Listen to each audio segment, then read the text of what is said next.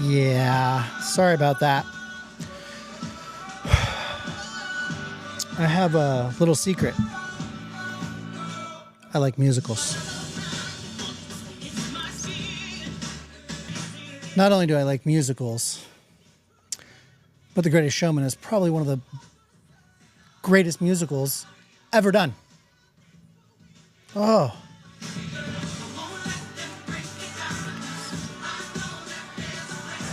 There's something about this. Just listen to it.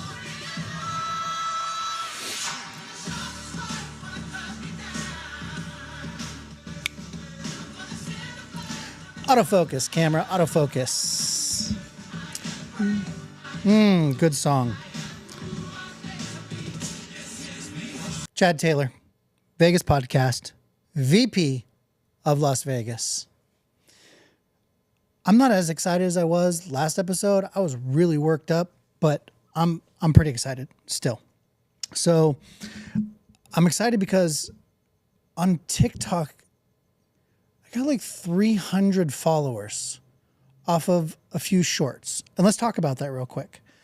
So in podcasting, you take the long form podcast and then you cut it up into shorts and you put it across all the social media platforms, which is how you promote your podcast. I made a promise to myself that I wasn't going to chase the algorithm. So I'm not going to. I'm going to continue to talk about things that are important to Vegas, Vegas people, stay away from the clickbait stuff. But I do want to talk about what was important to you. So out of all the posts, there was probably about 35 shorts taken from last episode. And I think some very interesting things were said and happened. And thank you all for commenting and engaging because it's awesome. So first, out of the three videos that got the most views, number one was no, Vegas is not dead. And your guys' responses to that were crazy because they were all the way from one end of the spectrum to the other. No, Vegas is not dead. You got a lot of people saying, I work on the strip, it is dead. You have a lot of people saying, I work on the strip and it isn't dead. You have people saying that it's not like it used to be. And I don't think it's ever going to be like it used to be. We remember things as they were, and Vegas was popping for a while. So I think it's a new time. But to prove a fact that, no, I don't want to prove a fact yet. Let's get into the facts next. But the statement, no, Vegas is not dead, Vegas will never die, was one of the most viewed videos. Number two most viewed videos was, if you don't know about the Boulder City Adventure Center, you need to. So that goes to show that outdoor recreation in Las Vegas, no matter what you think about Las Vegas, when you come to Las Vegas, there's a lot to do off of the strip. I love the strip. I enjoy the strip. When people come to town, we go experience the shows, the entertainment, the food, the people, the shopping. But there's almost also so much to do off the strip. So the fact that everybody engaged with that video so much shows that you guys want to talk more about the opportunities off the Las Vegas Strip. And that's helpful because I just so happen to sit on a board for the state of Nevada called the Nevada Division of Outdoor Recreation. And our job is to promote that specifically. So you're going to get a lot more of that.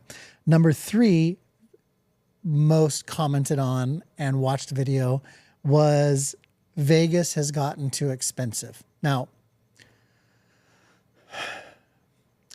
too expensive is subjective because when setting the price for something, how do you set a price that's not too expensive for everybody? Well, being in hospitality, the only answer to that is zero. You can put the price at zero. That's the only way that it's going to be cost effective for everybody.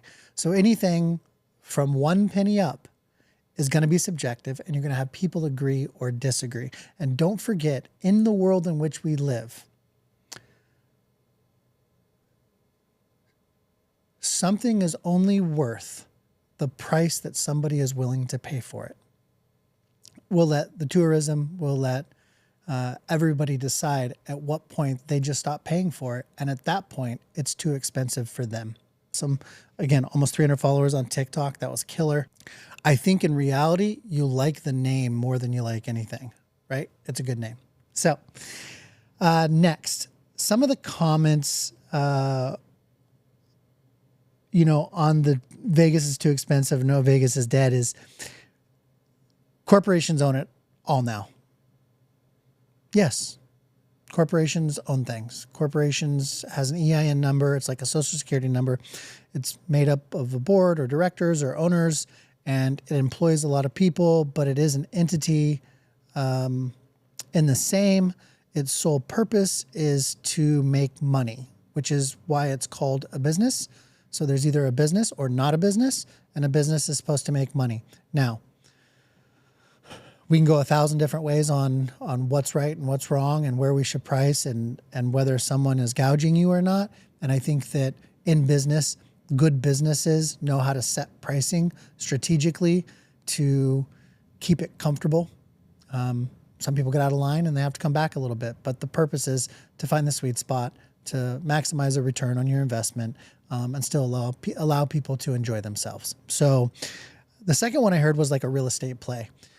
Yes, I know if anybody have ever heard of Vegas Policy, cracks me up actually. There's a story about Vegas Policy. I don't know him. I'd love to know him. I'd love to have him on here and talk to him. But his family, I believe, is from LA or Hollywood. He has some kind of tie, and what he's doing is tied into what he knows how to do. And he definitely gets people razzed up.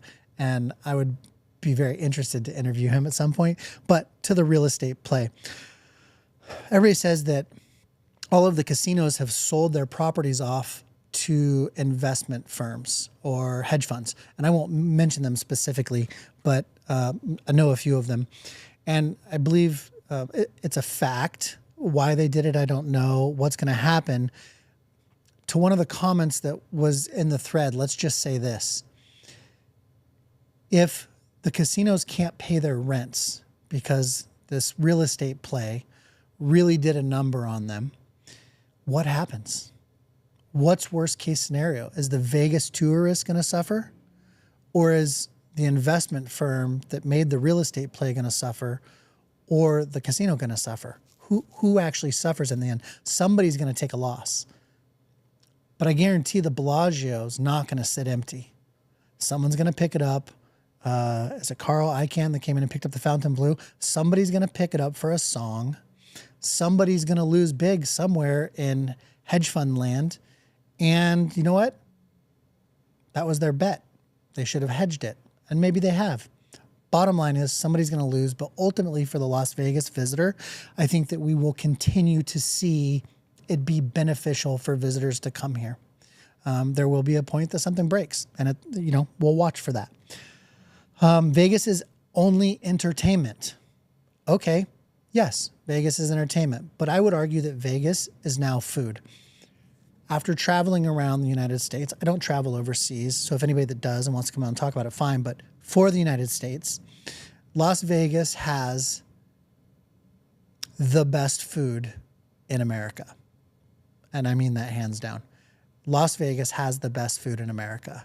Not only do we have everything, but it's all within a few mile radius. You can have whatever you want, whenever you want, at almost any time of night that you want. So I would argue that we are food, we are entertainment, and we are outdoor activities or experiences off of the strip. I'd say that's okay. I agree with you. Secondly, and we already got into too expensive. I don't want to get into that. All right, good. So let's talk about the LVCVA. The LVCVA puts out an airline report for the industry. And I'm not going to go through the whole airline report, but I get to read it, obviously, each month. It's fantastic. Like I said, the company they hired to do this is just amazing.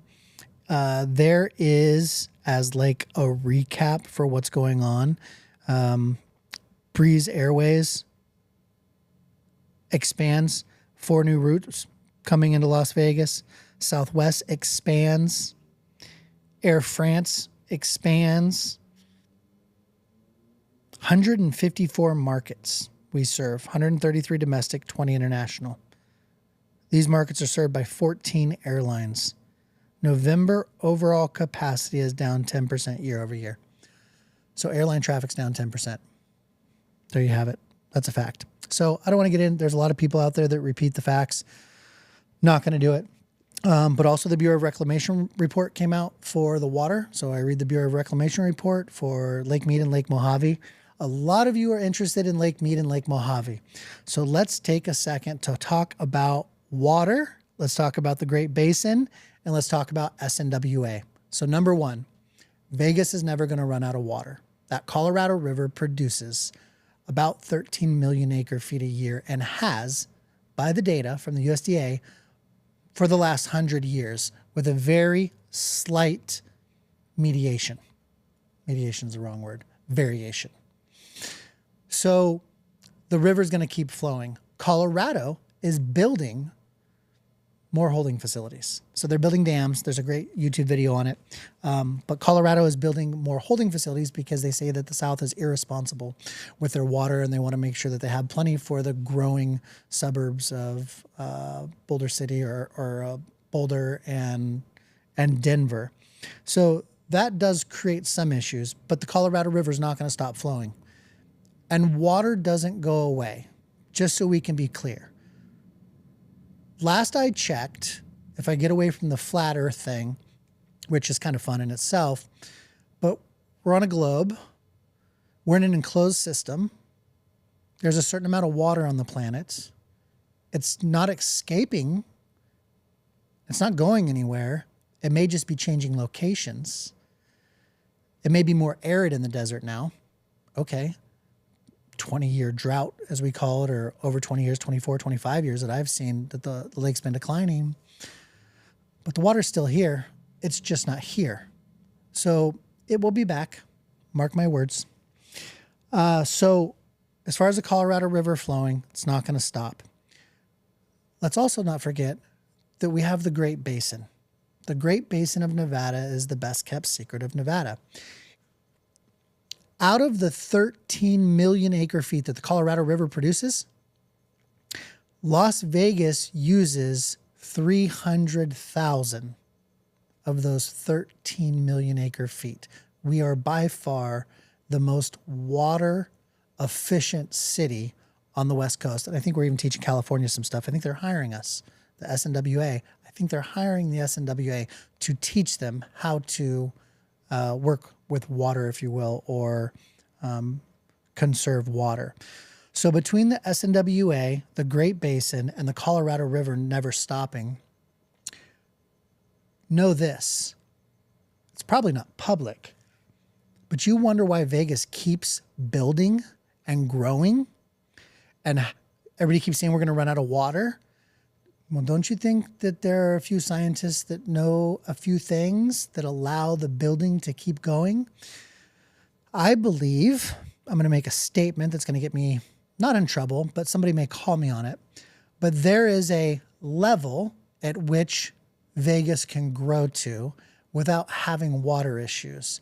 And it's almost double what we are now. Now, nobody wants to see double where we are, but we could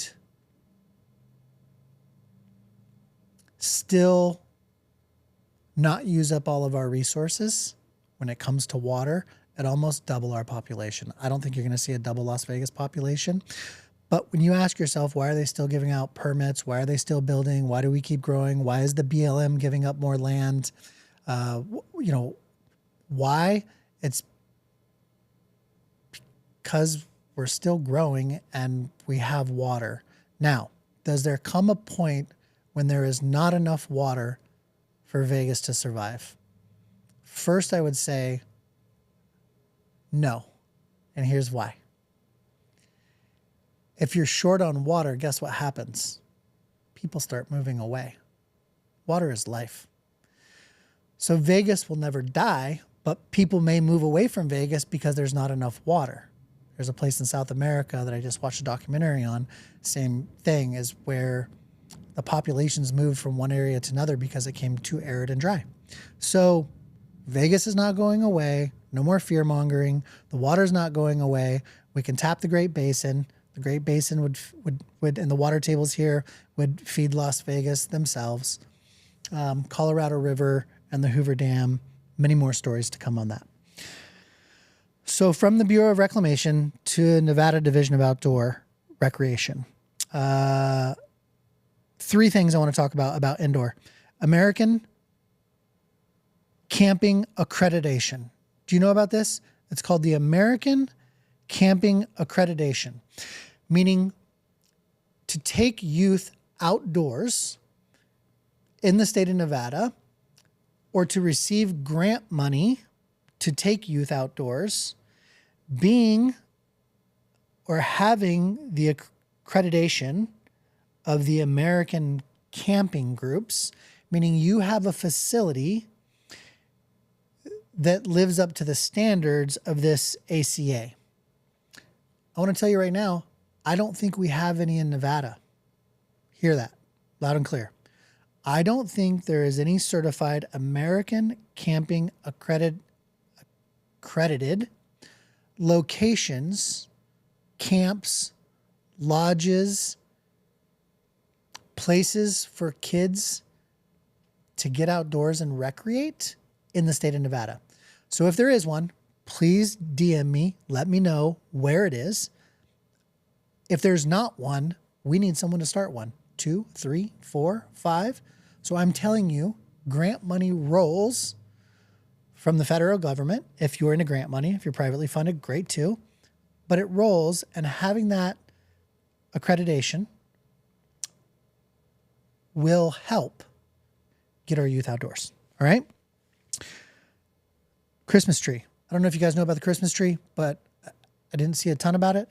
But know that I believe the Christmas tree for the White House came from Nevada and headed to D.C., to the Capitol. Is that correct? The Capitol? I don't know where they're putting it. Anyways, I think that's a big deal to see a Nevada Christmas tree at the White House. That's going to be fun. All right. Okay. Cost of dining report. Okay, let's talk about this for a second. I had a colleague of mine send me an email with a dining report. I kid you not. So I'm not going to say a lot about this, but I want to say something about it. Okay. Remember when I said that Vegas has gotten too expensive was the number 3 most viewed and commented on short that I did? Here's for everybody that said Vegas is too expensive when it comes to dining specifically. Vegas doesn't even make the top 10 in America. Hear that. Vegas does not even make the top 10 when it comes to most expensive places to dine in America. Out of all states, Vegas does not make the top 10 list. So no, if you want to come to Vegas to have great food, it is not too expensive, and it's not even in the top 10 most expensive. Fact. Now, we are 11. But hey, we're not in the top 10. So I thought that was a big deal. And that is as of last month, just so you know. Then I want to talk about, I want to talk about hotels. So everybody was riled up and they said, hey, the hotels, it's too expensive. Lodging's too expensive. So everybody knows cheaphotels.org. If you don't know cheaphotels.org, it's pretty awesome. Here's the beauty of AI. Someone can say something like, hey, Vegas is too expensive or the most expensive. And in fact, in about 30 seconds, you can look it up and find out whether that's true or not. So that's a good part about the world, which is why I don't want to repeat a bunch of stuff. But I do want to say this. I looked it up for you since you commented on it so much. So cheaphotels.org did some aggregation of data. And they did, and let me just read this real quick about the methodology. The survey recorded hotel rates in 100 cities worldwide, including 25 cities in the USA and Canada, 10 cities in the UK, Ireland. For each destination's average price for the cheapest available double room was established from October 1 to October 31. Rates were recorded in late September using hotel booking websites. Only centrally located hotels downtown, on the Strip, or in a downtown area were rated at least a minimum of 3 stars were considered. And they did also South Africa and Asia, and only 4 stars were required. Okay, are you ready? Out of 100 cities around the world, what number does Vegas come in? Blew my mind. Out of 100 cities around the world, Vegas came in 64 on the list with an ADR. And if you don't know what ADR is, average daily rate, $107. First place, most expensive place to travel, a hotel room in America, Boston, $375. And this is data just from the last month. Boston, New York, Zurich, Milan, Paris, Detroit. Detroit, what happened?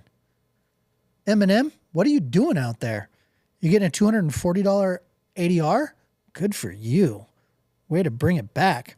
Washington, D.C., Rome, Vienna, Amsterdam, Lisbon, Madrid, Dublin. There's a lot of expensive places to go in the world. Las Vegas is in 64th place.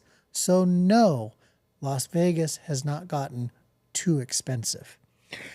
When Vegas is too expensive, we'll be riding with Boston. Maybe that's why everybody from Boston comes out here. It's a lot of people. Get a lot of New Yorkers out here. Makes sense. Okay, so I thought that was important.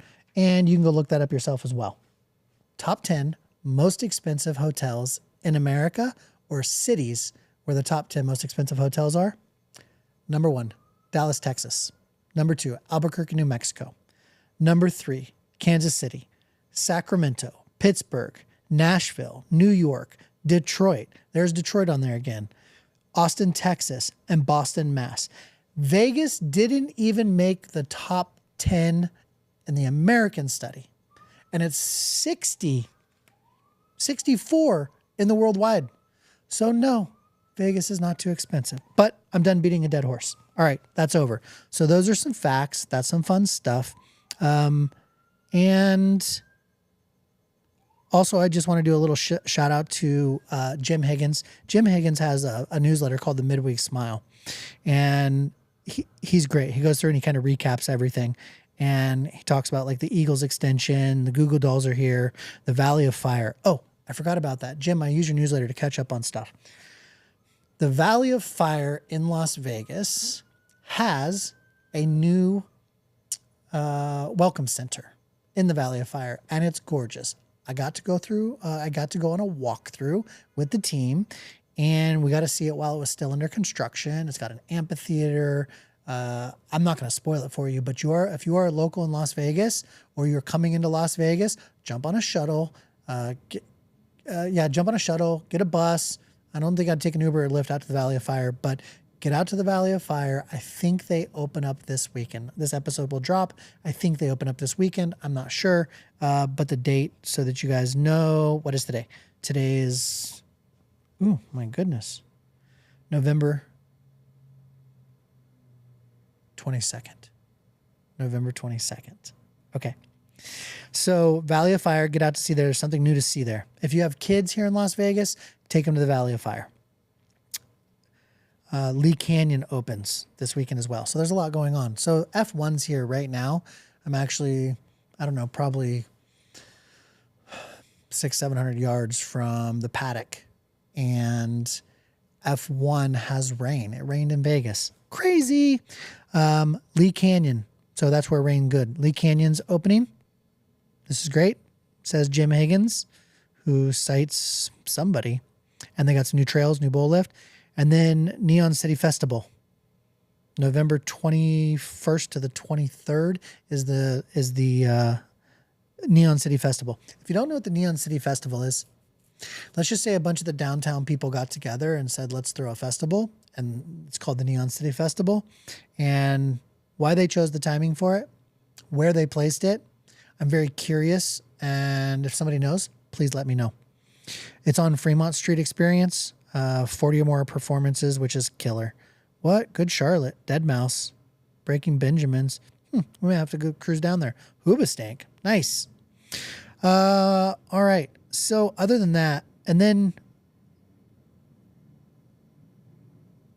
yeah, glittering lights as usual at the Las Vegas Speedway. So right now, if you come to Las Vegas, the Speedway has some glittering lights, and the Aviators are doing something. I've seen a lot of advertising on it, so that's pretty rad as well. So again, Vegas is amazing. There's a lot to do in Las Vegas, whether you're local or whether you're coming in to visit. If you tell yourself it's too expensive, it will be too expensive. If you find some deals, it will be okay. You'll find the deals. And someone said, when we come to Vegas, we don't want to have to search for the deal. The prices are just too high. Well, anything you want to save money on, you're going to have to put a little bit of work in. Sadly enough, we live in a capitalistic society, and it's just how it is. There are deals. There are ways to cost effectively visit Las Vegas, and I believe that you can figure it out. So getting through that, the dining report, Jim's Midweek Smile, if you guys have never heard of it, Google it. He's awesome. Cost of hotels in the reports, American Camping Accreditation. That one's a really important one to me. And then I think, yeah, that's probably the most important. So as I told you guys, I have 8 interviews scheduled for the Vegas podcast coming up. So this is just a little bit of practice. I'm going to keep putting out content because although I don't agree with feeding the algorithm, when it comes to posting, you have to be consistent. So for you locals that are here in Las Vegas, the lake is a great place to go right now. Also, believe it or not, there's not a lot of wind. It's really nice. When it rains, the colors come out. If anybody wants a secret drive where it is the most beautiful when it rains, head out Lake Mead, go out towards the park, all the way to the end of Lake Mead. You're going to enter the park. The park has an entrance fee. It's probably $25 to enter for a car, but it's like $40 for an annual pass. So just buy an annual pass. Head out towards Colville Bay and past Colville and head out towards Echo. It is not certified yet, but I know there are talks about making that like a national byway or scenic highway.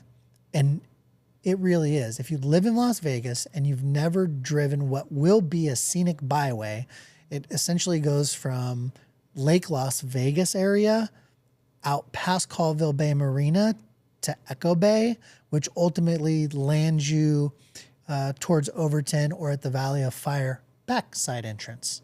So if you want a really cool drive, take that drive, hit the Valley of Fire, come back around, jump on the 15, head south. You won't regret it, especially if it's a little bit wet because the colors come out of those red rocks. That's pretty fantastic. And outside of that, I want to say thank you. This is a little bit shorter episode, but we will keep posting.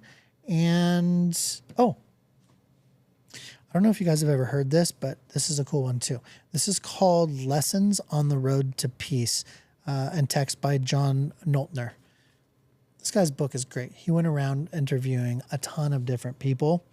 Lessons on the Road to Peace. I thought it was pretty interesting. There's an episode on there that has yours truly. Yes. Go check it out. Also, mentorempire.com. Go get somebody something for the holidays. If you want to say something without saying something, deliver them a mentor gift. Then you don't even have to tell them anything. Get them a shirt, get them a hat, get them something. Get them the human brand. That's all I have for today. Thank you. I appreciate you. and be looking for those interviews coming up in the very near future. Thanks. Oh, something I forgot to talk about. Listen. Pause. Okay, no, something I forgot to talk about. We had a tragic, I find this very important because there's a new generation growing up. We had a pretty tragic accident out in Henderson in Las Vegas this past week. And somebody actually fired a gun out the window of their vehicle at another driving vehicle. I don't know the specifics to it. You'd have to look it up. But I have a question for you. And it really rides in the line of self-defense. But is there ever a time that it's okay to shoot any weapon out the window of a car? And I really want to know your feedback on this.